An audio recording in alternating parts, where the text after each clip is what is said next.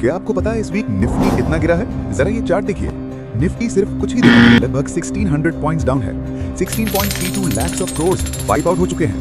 Bank stocks down, IT stocks down, mid caps बिल्कुल bleeding और oil prices crude almost $73.70 पर barrel तक पहुंच चुका है। अब सबसे शॉकिंग बात सुनो, चाहे एक भी मिसाइल इंडिया की सॉइल को टच न करे, फिर भी आपका पेट्रोल बिल, आपकी एसआईपी रिटर्न्स, आपका ग्रोसरी खर्चा, इवन आपकी जॉब सब अफेक्ट हो सकते हैं। तो एंड तक जरूर देखिए, क्योंकि इस वक्त एक गलती आपको लैक्स का नुकसान करा सकती है। आज हम समझेंगे इसका कंप्लीट इंपैक्ट इंडिया पर। आगे बढ़ने से पहले अगर आप चैनल को सब्सक्राइब करोगे तो मुझे बहुत सपोर्ट मिलेगा। यहाँ हम ग्लोबल इवेंट्स को सिंपल मनी लेसन्स में ब्रेक करते हैं। चलिए शुरू करते हैं। सबसे पहले बात करते हैं ऑयल की। इंडिया अपना 80% से ज्यादा क्रूड ऑयल इंपोर्ट करता है और इसका एक बड़ा हिस्सा एक नैरो सी रूट से गुजरता है, स्ट्रेट ऑफ हॉर्मुज। अगर वॉर टेंशन बढ़ता है, ऑयल सप्लाई का दर बढ़ता है और कभी-कभी सिर्फ फियर ही ऑयल प्राइसेस को पुश कर देता है। अब ध्यान से समझो, जब ऑयल बढ़ता है, पेट्रोल महंगा, डीजल महंगा, ट्रांसपोर्ट महंगा, फूड महंगा। अगर आप कार नहीं चलाते तब भी आप ग्रोसरीज में ज्यादा पे करते हो। इसी तरह ग्लोबल वॉर आपके किचन तक पहुंचता है। वेट, मैं आपको कुछ ये ऑयल ऊपर जा रहा है और ये निफ्टी नीचे। कनेक्शन समझ आए? जब वॉर स्टार्ट होता है, फॉरेन इन्वेस्टर्स प्रॉफिट नहीं देखते, वो सेफ्टी देखते हैं। पैसे स्टॉक मार्केट से निकलकर गोल्ड और यूएस डॉलर में चले जाते हैं। इसी वजह से निफ्टी इस वीक 1600 पॉइंट्स गिर गया। एफआईआई सेलिंग बढ़ गई, वॉलेटिलिटी स्पाइक हो गई, रिटेल इन्वेस्टर्स पैनिक कर रहे हैं। लेकिन ट्विस्ट सुनो, इस वक्त पैनिक सेलिंग मोस्टली गलती होती है। लेकिन रुक जाओ, क्योंकि रुपी का इंपैक्ट और डेंजरस है। अब जो मैं बताने वाला हूँ वो मार्केट क्रैश से भी ज्यादा रिस्की है। जब ऑयल महंगा होता है, इंडिया को ज्यादा डॉलर्स देने पड़ते हैं। डॉलर डिमांड बढ़ती है, रुपी वीक होता है।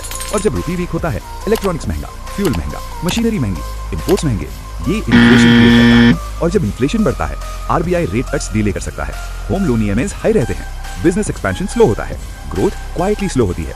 इस तरह बाहर का वॉर अंदर इकोनॉमिक प्रेशर क्रिएट करता है। लाख नहीं, मिलियंस इंडियंस गल्फ कंट्रीज में काम करते हैं। इंडिया को हर साल मैसिव रेमिटेंसेस मिलती हैं।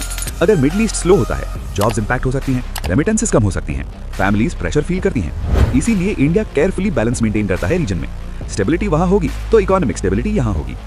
अब घबराने की जरूरत नहीं है। इंडिया आज 10 साल पहले से काफी स्ट्रॉन्ग पोजीशन में है। Strong forex reserves, diversified oil sources, strategic petroleum reserves, strong domestic demand.